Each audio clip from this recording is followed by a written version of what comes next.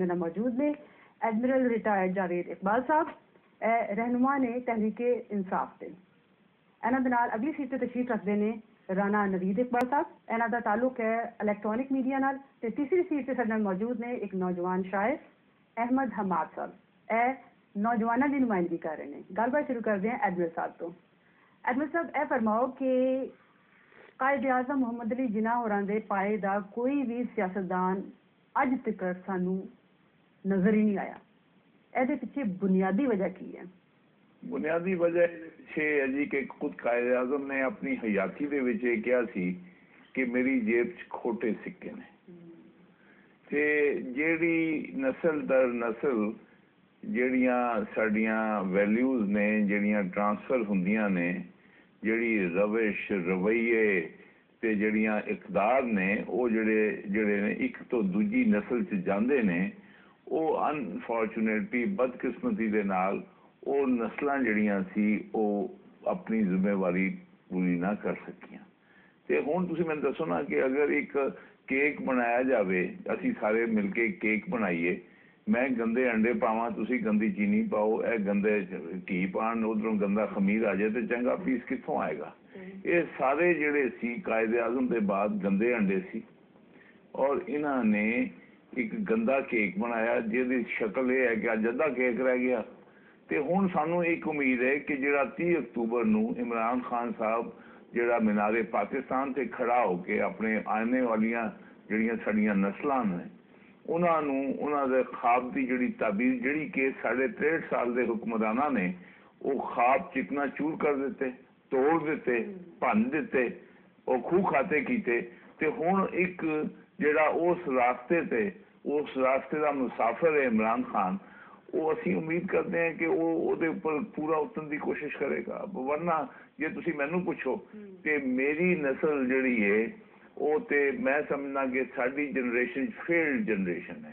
असी ये पाकिस्तान देखो साडे माँ प्यो ने बनाया और तुसी साडे बच्चे हो, थोड़े चों कोई कियानी नहीं, कोई जरदारी नहीं, कोई गिलानी नहीं या कोई होर जिहड़ा जे कोई ऐसा साहब हैसियत नहीं जिहड़ा कि मुल्क दा टुकड़े कर सके।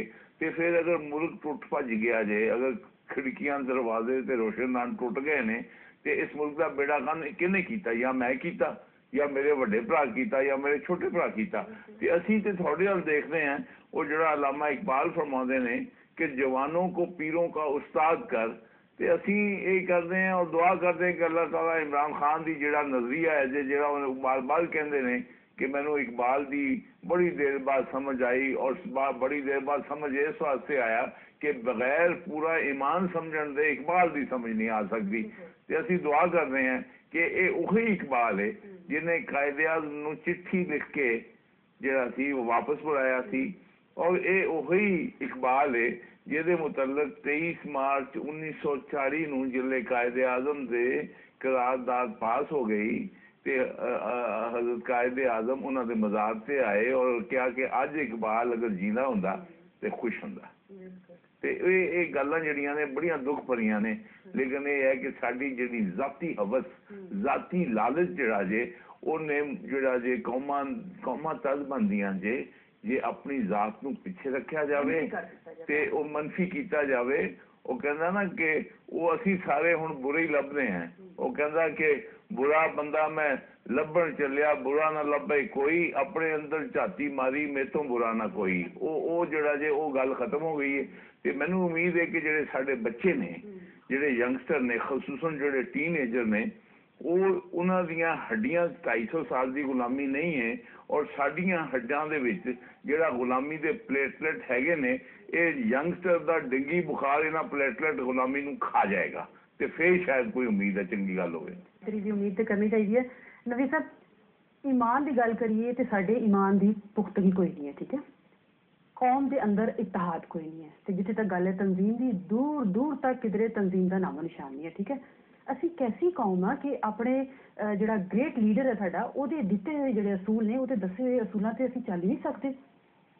देखो जी गल है कि कायदे आज़म मुहम्मद अली जिन्ना ने तुहानू पाकिस्तान दे के तुहाडे ते एहसान कीता, तुहानू असूल भी दस दिते कि तुसां इन्हां असूलों से चलना है। लेकिन अलमिया यह है कि ये साडा मुआशरा ऐसा मुआशरा जिहदा मैं भी हिस्सा ਕਿ ਇਹ ਇੱਕ ਵਕਤ ਵਿੱਚ ਲਾ ਇਲਮ ਵੀ ਹੈ ਤੇ ਬੇਇਲਮ ਵੀ ਹੈ। ਲਾ ਇਲਮ ਇਹਨੂੰ ਰੱਖਿਆ ਗਿਆ, ਹਕੀਕਤਾਂ ਇਹਨੂੰ ਜਿਹੜੀ ਅਸਲ ਹਕਾਇਕ ਸਨ ਉਹ ਦਿਖਾਏ ਨਹੀਂ ਗਏ, ਕੁਝ ਹੋਰ ਦਿਖਾਇਆ ਗਿਆ, ਕਦੀ ਰੋਟੀ ਦਿਖਾਈ ਗਈ, ਕਦੀ ਕੱਪੜਾ ਦਿਖਾਇਆ ਗਿਆ, ਕਦੀ ਕੁਝ ਹੋਰ ਦਿਖਾਇਆ ਗਿਆ। ਉਹਨਾਂ ਚੱਕਰਾਂ 'ਚ ਇਹ ਲੋਕਾਂ ਦੇ ਪਿੱਛੇ ਟੁਰਦੇ ਰਹੇ। ਸਿਆਸਤਦਾਨ ਵਿੱਚੋਂ ਸਾਡੇ ਚੋਂ ਹੀ ਨੇ ਨਾ, ਬਿਲਕੁਲ ਇਸ ਮੁਆਸ਼ਰੇ ਚੋਂ ਹੀ ਨੇ, ਸਾਡੇ ਚੋਂ ਹੀ ਨੇ। ਕਿਸੇ ਦਾ ਭਾਈ ਹੋਏਗਾ, ਕੋਈ ਕਿਸੇ ਦੀ ਭੈਣ ਹੋਏਗੀ, ਕਿਸੇ ਦਾ ਬਾਪ ਹੋਏਗਾ, ਸਾਡੇ ਹੀ ਬਜ਼ੁਰਗ ਹੋਣਗੇ। ਤੇ ਅਸੀਂ ਉਹਨਾਂ ਦੇ ਨਾਰਿਆਂ ਦੇ ਮਗਰ ਉਸ ਲਾ ਇਲਮੀ ਦੇ ਵਿੱਚ ਰਹੇ। ਅਸਾਂ ਜੁਸਤਜੂ ਨਹੀਂ ਕੀਤੀ ਕਿ ਹਕਾਇਕ ਨੂੰ ਜਾਣ ਸਕੀਏ।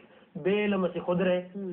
ਅਸੀਂ ਤਾਲੀਮ ਤੋਂ ਦੂਰ ਰਹੇ, ਤਹਿਕੀਕ ਤੋਂ ਦੂਰ ਰਹੇ। ਦੁਨੀਆ ਦੇਖੋ ਇਲਮ ਦੀ ਰੋਸ਼ਨੀ 'ਚ ਤਹਿਕੀਕ ਦੇ ਉੱਤੇ ਕਿੱਥੇ ਕਿੱਥੇ ਪਹੁੰਚ ਗਈ ਕਿ ਕੋਈ ਤਸੱਵਰ ਨਹੀਂ ਸੀ ਕਰ ਸਕਦਾ ਕਿ ਅਮਰੀਕਾ ਜਿਹੀ ਯੂਨਾਈਟਿਡ ਸਟੇਟ ਐਡਾ ਵੱਡਾ, ਉਹ ਮੁਖਤਲਿਫ ਸਟੇਟਾਂ ਦਾ ਮੁਲਕ, ਐਡਾ ਵੱਡਾ ਮੁਲਕ ਕਿ ਉੱਥੇ ਸਿਆਹ ਫਾਮ ਵੀ ਕਦੀ ਸਦਰ ਬਣ ਸਕੇਗਾ। ਉਹਦੀ ਰੀਜ਼ਨ ਸਿਰਫ ਇਹ ਵੇ ਕਿ ਉਹ ਲੋਕ ਤਹਿਕੀਕ 'ਚ ਔਰ ਇਲਮ ਦੀ ਰੋਸ਼ਨੀ 'ਚ ਇੰਨੇ ਅੱਗੇ ਚਲੇ ਗਏ ਕਿ ਉਹ ਸਮਝ ਸਕਦੇ ਨੇ ਕਿ ਹੁਣ ਅੱਛਾ ਕੀ ਹੈ, ਬੁਰਾ ਕੀ ਹੈ।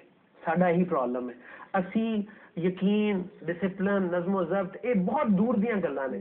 ਸਾਡੇ ਬੁਨਿਆਦੀ ਮਸਾਇਲ, ਅਸੀਂ ਰੋਟੀ ਦੇ ਚੱਕਰ 'ਚ ਨਹੀਂ ਨਿਕਲ ਸਕੇ, ਅਸੀਂ ਘਰ ਦੇ ਚੱਕਰ 'ਚੋਂ ਨਹੀਂ ਨਿਕਲ ਸਕੇ, ਅਸੀਂ ਆਪਣੇ ਮਕਾਨ ਦੇ ਚੱਕਰ 'ਚੋਂ ਨਹੀਂ ਨਿਕਲ ਸਕੇ।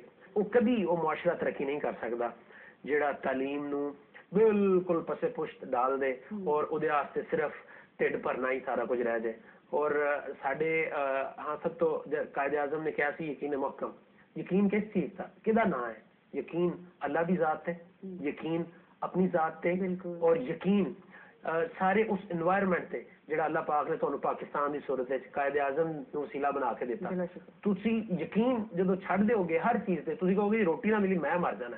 ਹਾਲਾਂਕਿ ਉਮੀਦ ਨੂੰ ਐਡੀ ਵੱਡੀ ਇਸਲਾਮ ਦੇ ਵਿੱਚ ਤੇ ਨਾ ਉਮੀਦੀ ਨੂੰ ਕੁਫਰ ਤੱਕ ਦਾ ਦਰਜਾ ਦੇ ਦਿੱਤਾ ਗਿਆ। ਕੁਰਾਨ ਵਿੱਚ ਕਿਹਾ ਗਿਆ ਕਿ ਲਾ ਤਕਨਤੂ ਮਿਨ ਰਹਿਮਤਿल्लाह। ਇਸ ਤੋਂ ਵੱਡੇ ਕੀ ਸਬੂਤ ਹੋ ਸਕਦੇ ਨੇ ਜਦੋਂ ਅੱਲਾਹ ਪਾਕ ਦੀ ਜ਼ਾਤ ਖੁਦ ਤੁਹਾਨੂੰ ਕੁਰਾਨ 'ਚ ਡਾਇਰੈਕਟਲੀ ਕਹਿ ਰਹੀ ਹੈ ਕਿ ਯਕੀਨ ਕਰ ਲਓ, ਯਕੀਨ ਰੱਖੋ। ਤੇ ਕਾਇਦੇ ਆਜ਼ਮ ਨੇ ਵੀ ਤੇ ਉਹੀ ਗੱਲਾਂ ਕੀਤੀਆਂ ਕਿ ਯਕੀਨ ਮੁਹਕਮ ਰੱਖੋ, ਆਪਣੀ ਜ਼ਾਤ ਤੇ ਯਕੀਨ ਰੱਖੋ ਔਰ ਨੀयत ਤੇ ਯਕੀਨ ਰੱਖੋ ਕਿ ਜੋ ਤੁਸੀਂ ਕਰਨ ਜਾ ਰਹੇ ਹੋ, ਅਗਰ ਲਾ ਇਲਾਹਾ ਇल्लल्लाह ਮੁਹम्मद रसूलुल्लाह ਤੇ ਇਸ ਮੁਲਕ ਦੀ ਬੁਨਿਆਦ ਹੈ ਤੇ ਇਹ ਇਸ ਚੀਜ਼ ਤੇ ਯਕੀਨ ਕਰਨਾ ਚਾਹੀਦਾ ਹੈ ਕਿ ਇਹ ਮੁਲਕ ਹਮੇਸ਼ਾ ਕਾਇਮ ਰਹਿਣ ਵਾਸਤੇ ਬਣਿਆ ਹੈ, ਇਹ ਕਦੀ ਵੀ ਖਤਮ ਨਹੀਂ ਹੋ ਸਕਦਾ। ਜਿੰਨੀਆਂ ਮਰਜ਼ੀਆਂ ਜਿਹੜੀਆਂ ਬੈਰੂਨੀ ਤਾਕਤਾਂ ਨੇ ਸਾਜ਼ਿਸ਼ ਕਰਦੀਆਂ ਨੇ, ਜੋ ਮਰਜ਼ੀ ਜਿੰਨੇ ਮਰਜ਼ੀ ਯਹੂਦੋ ਨਸਾਰਾ ਦੇ ਅਨਾਸਰ ਨੇ। ਹੁਣ ਮਸਲਾ ਇਹ ਵੇ ਕਿ ਕਿਸ ਤਰ੍ਹਾਂ ਸਾਡੀ ਸਿਆਸਤ ਜਿਹੜੀ ਹੈ ਉਹਦਾ ਰੁਖ ਤਬਦੀਲ ਕੀਤਾ ਜਾਏ। ਯਕੀਨਨ ਤਬਦੀਲੀ ਆ ਰਹੀ ਹੈ ਔਰ ਮੈਂ ਬੜਾ ਆਪਟਿਮਿਸਟਿਕ ਹਾਂ ਇਸ ਹਵਾਲੇ ਨਾਲ ਕਿ ਤਬਦੀਲੀ ਜਿਹੜੀ ਹੈ ਉਹ ਸਾਡੀ ਯੂਥ ਲੈ ਕੇ ਆਏਗੀ। ਸਾਡਾ ਆਮ ਆਦਮੀ ਜਿਹਨੂੰ 60 ਸਾਲ 65 ਸਾਲ ਹੋ ਗਏ ਨੇ, ਉਹ ਜਿਹੜੇ ਮੈਂ ਪਹਿਲੇ ਫਿਕਰੇ ਬੋਲੇ ਸਨ ਕਿ ਕਦੀ ਲਾ ਇਲਮ ਰੱਖ, ਹੁਣ ਇੰਨਾ ਆਸਾਨ ਨਹੀਂ ਹੈ ਕਿ ਉਹਨੂੰ ਤੁਸੀਂ ਲਾ ਇਲਮ ਰੱਖ ਲਓ।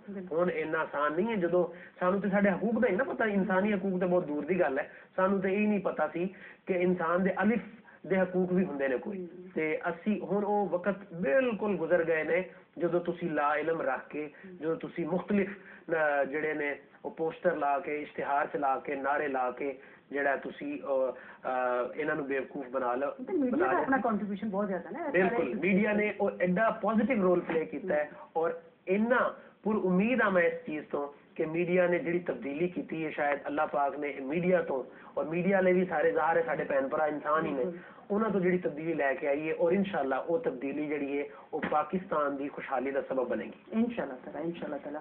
ਅਹਿਮਦ ਹਮਾਦ ਕਾਇਦੇ ਆਜ਼ਮ ਮੁਹੰਮਦ ਅਲੀ ਜਿਨਾਹ ਹੋਰਾਂ ਦੀ ਸ਼ਖਸੀਅਤ ਨੂੰ ਜ਼ਿਹਨ 'ਚ ਰੱਖਦੇ ਹੋਏ ਅੱਜ ਦੇ ਜਿਹੜੇ ਸਿਆਸਤਦਾਨ ਨੇ ਉਹਨਾਂ ਦੇ ਬਾਰੇ 'ਚ ਤੁਹਾਡੀ ਯੂਥ ਦੀ ਕੀ ਰਾਏ ਹੈ, ਕੀ ਫਰਮਾਓਗੇ?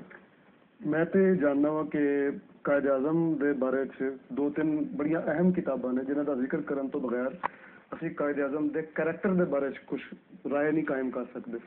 पहली किताब है वोलपर्ट की, जिदे कायदे आजम के बारे उन्होंने कहा कि दुनिया बहुत थोड़े ऐसे लोग होंगे ने जिहड़े तारीख का धारा मोड़ देंगे, तारीख तब्दीली कर देंगे। उस तो भी थोड़े होंगे ने जिहड़ा जोग्राफिया तब्दील करते हैं, उन्होंने तो बिल्कुल ही खाल खाल किते मिलते हैं जिहड़ा कोई नेशन स्टेट बना दे, एक कौम नू एक मुल्क लै दे। एंड कायदे आजम डिड ऑल थ्री। ये वोलपर्ट ने कायदे आजम के बारे तवील रिसर्च तो बाद ना यह नतीजा कढ़िया। उस तो बाद दूसरी किताब दे असी वेखने जी हेक्टर बोलीथो ने लिखी, जी हुकूमत पाकिस्तान ने उन्होंने प्रोजेक्ट दिता हुआ सी, तो सानू पता लगता है कि वोलपर्ट इस नतीजे तक क्यों पहुंचा। कायदे आजम की मेकिंग जी है, मुहम्मद अली जिनाह जो कायदे आजम किवें बनया, उन्होंने मेक विच की चीज़ सी। जो चले गए लिंकन इन उन्होंने दाखला लिया तो उस जमाने के कुछ उन्होंने थोड़े जिन्हें ना सब समझ लो क्लिपिंग्स जरिए ने अपनी किताब शामिल की। ਉਹਦੇ ਚੋਂ ਦੱਸਦੇ ਨੇ ਕਿ ਦਰਮਿਆਨ 'ਚ ਆਰਟ ਗੈਲਰੀ ਵੀ ਹੁੰਦੀ ਸੀ। ਕਾਇਦ ਆਜ਼ਮ ਨੂੰ ਆਰਟ ਗੈਲਰੀ ਕਦੀ ਇੰਟਰੀਗ ਨਹੀਂ ਕੀਤੀ, ਕਦੀ ਨਹੀਂ ਰੁਕੇ, ਸੱਜੇ ਖੱਬੇ ਨਹੀਂ ਸਨ ਵੇਂਦੇ ਹੁੰਦੇ, ਸਿੱਧੇ ਜਾ ਕੇ ਉਹ ਜਿਹੜਾ ਬਾਰ ਰੂਮ ਹੁੰਦਾ ਸੀ ਉੱਥੇ ਬਹਿ ਜਾਂਦੇ ਸਨ ਔਰ ਅਖਬਾਰਾਂ ਦੇ ਤਰਾਸ਼ੇ ਕੱਟਦੇ ਹੁੰਦੇ ਸਨ। ਆਪਣੇ ਮਤਲਬ ਦੀਆਂ ਤਮਾਮ ਪੋਲੀਟੀਕਲ ਜਿਹੜੀਆਂ ਨਿਊਜ਼ ਹੁੰਦੀਆਂ ਸਨ ਜਾਂ ਉਹਨਾਂ ਦੇ ਐਨਾਲਿਸਿਸ ਹੁੰਦੇ ਸਨ, ਉਹਨਾਂ ਦੇ ਤਰਾਸ਼ੇ ਕੱਟਦੇ ਹੁੰਦੇ ਸਨ। ਫਿਰ ਹਾਊਸ ਆਫ ਕਾਮਨਸ ਦੀਆਂ ਬਹਿਸਾਂ ਦੇ ਵਿੱਚ ਜਿਹੜਾ ਖਾਸ ਤੌਰ ਤੇ ਜਾਂਦੇ ਹੁੰਦੇ ਸਨ ਤੇ ਸੁਣਦੇ ਹੁੰਦੇ ਸਨ। ਕਾਇਦ ਆਜ਼ਮ ਦੀ ਜਵਾਨੀ ਦਾ ਜ਼ਮਾਨਾ ਹੈ। ਕਾਇਦ ਆਜ਼ਮ ਦਾ ਜਿਹੜਾ ਜਦੋਂ ਬੁਢਾਪਾ ਸ਼ੁਰੂ ਹੁੰਦਾ ਹੈ ਤੇ ਉਦੋਂ ਮੁਹੰਮਦ ਅਲੀ ਜਿਨਾਹ ਦੇ ਬਜਾਏ ਕਾਇਦ ਆਜ਼ਮ ਬਣ ਚੁੱਕੇ ਨੇ। ਔਰ ਉਹ ਕਿਉਂ ਬਣੇ ਨੇ? ਇਹ ਤਮਾਮ ਮਿਹਨਤ ਤੋਂ ਬਾਅਦ ਦਰਅਸਲ ਉਹਨਾਂ ਦੇ ਵਿੱਚ ਹੈ ਜਿਹੜਾ ਤੁਸੀਂ ਡਿਟਰਮੀਨੇਸ਼ਨ ਦੀ ਗੱਲ ਕਰਦੇ ਹੋ, ਡਿਟਰਮੀਨੇਸ਼ਨ ਤੇ ਆਉਂਦੀ ਹੈ ਬਾਅਦ ਚੋਂ।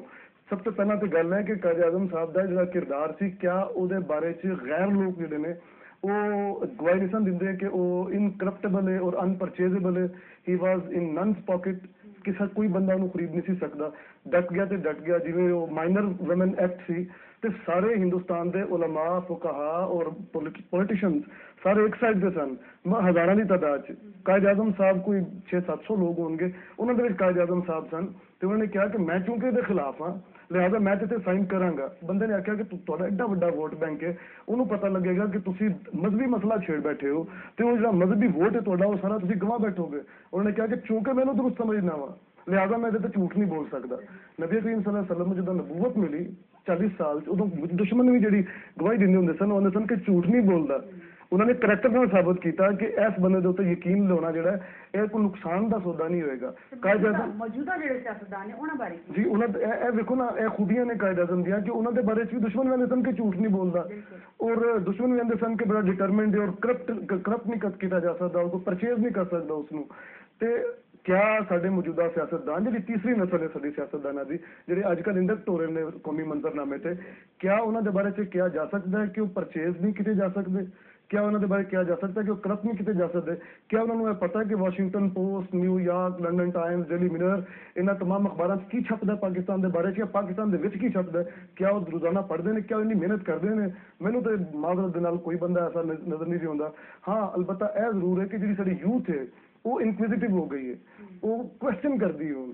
ਔਰ ਬਦਕਿਸਮਤੀ ਨਾਲ ਪਾਕਿਸਤਾਨ 'ਚ ਇਸ ਵਕਤ ਅਗਰਚੇ ਕੋਈ ਐਸਾ ਸਿਆਸਤਦਾਨ ਬੜਾ ਸਮੇਤ ਨਵੇਂ ਸਿਆਸਤਦਾਨਾਂ ਦੇ ਕੋਈ ਐਸਾ ਸਿਆਸਤਦਾਨ ਨਜ਼ਰ ਨਹੀਂ ਆਉਂਦਾ, ਲੇਕਿਨ ਇਹ ਜਿਹੜੀ ਯੂਥ ਹੈ ਇਹ ਲਾਜ਼ਮੀ ਤੌਰ ਤੇ ਇੱਕ ਐਸਾ ਸਿਆਸਤਦਾਨ ਕਾਇਮ ਕਰੇਗੀ, ਬਣਾਏਗੀ, ਮਜਬੂਰ ਕਰੇਗੀ ਕਿ ਜਿਹੜਾ ਕਾਇਦ ਆਜ਼ਮ ਦੀਆਂ ਸਲਾਹੀਅਤਾਂ ਲੈ ਕੇ ਆਏਗਾ, ਅੱਗੇ ਆਏਗਾ। ਲੇਕਿਨ ਗੱਲ ਇਹ ਹੈ ਕਿ ਡੈਮੋਕ੍ਰੈਟਿਕ ਪ੍ਰੋਸੈਸ ਚੱਲਦਾ ਰਹੇ। ਜਿੱਥੇ ਇਹਨੂੰ ਫਿਰ ਧੱਕਾ ਲਾਇਆ, ਵੇਖੋ ਪਾਕਿਸਤਾਨ ਦੀ ਬਦਕਿਸਮਤੀ ਕੀ ਹੈ, ਕਾਇਦ ਆਜ਼ਮ ਦਾ ਆਖਾ ਤੇ ਸਿਆਸਤਦਾਨਾਂ ਨੇ ਨਹੀਂ ਮੰਨਿਆ, ਕਾਇਦ ਆਜ਼ਮ ਦਾ ਆਖਾ ਸਾਡੀ ਐਸਟੈਬਲਿਸ਼ਮੈਂਟ ਨੇ ਨਹੀਂ ਮੰਨਿਆ, ਕਾਇਦ ਆਜ਼ਮ ਦਾ ਆਖਾ ਸਾਡੀ ਫੌਜ ਨੇ ਨਹੀਂ ਮੰਨਿਆ, ਕਾਇਦ ਆਜ਼ਮ ਦਾ ਆਖਾ ਮੰਨਿਆ ਕਿੰਨੇ ਵੇ? ਫਿਰ ਅਸੀਂ ਰੋਂਦੇ ਹਾਂ ਕਿ ਪਾਕਿਸਤਾਨ ਬੜੇ ਨੁਕਸਾਨ 'ਚ। ਉਸ ਬਾਬਾਏ ਕੌਮ ਦਾ ਆਖਾ ਮੰਨਿਆ ਕਿੰਨੇ ਵੇ? ਹੁਣ ਯੂਥ ਜਿਹੜੀ ਉਹ ਕਾਮ ਦੇ ਉੱਤੇ, ਮੇਰੇ ਕੋਲ ਯੂਨੀਵਰਸਿਟੀ ਦੇ ਵਿੱਚ ਅਸੀਂ ਮੁਸਲਸਲ ਰਾਬਤੇ 'ਚ ਰਹਿੰਦੇ ਹਾਂ ਇਹਨਾਂ ਬੱਚਿਆਂ ਦੇ, ਉਹਨਾਂ ਅਸੀਂ ਇਹ ਵੀ ਵੇਖਦੇ ਹਾਂ ਕਿ ਉਹ ਇਸ ਵਕਤ ਕੰਮ ਕਰਨ ਦੇ ਉੱਤੇ ਬੜੇ ਆਮਾਦਾ ਹੁੰਦੇ ਨੇ, ਕਹਿੰਦੇ ਨੇ ਕੁਛ ਕਰਨ ਦਾ ਜਜ਼ਬਾ ਹੈ, ਮਰ ਮਿਟਣ ਦਾ ਜਜ਼ਬਾ ਹੈ, ਪ੍ਰੋਵਾਈਡਡ ਪਾਕਿਸਤਾਨ ਜਿਹੜਾ ਡੈਮੋਕ੍ਰੈਟਿਕ ਰਵੇ, ਡੈਮੋਕ੍ਰੈਟਿਕ ਪ੍ਰੋਸੈਸ ਜਿਹੜਾ ਡੀਰੇਲ ਨਾ ਹੋਵੇ ਕਮ ਸੇ ਕਮ 15 ਸਾਲ, तो इंशाल्लाह डेवलपमेंट ठीक हो जाएगी, मैच्योर हो जाएगी नेशन।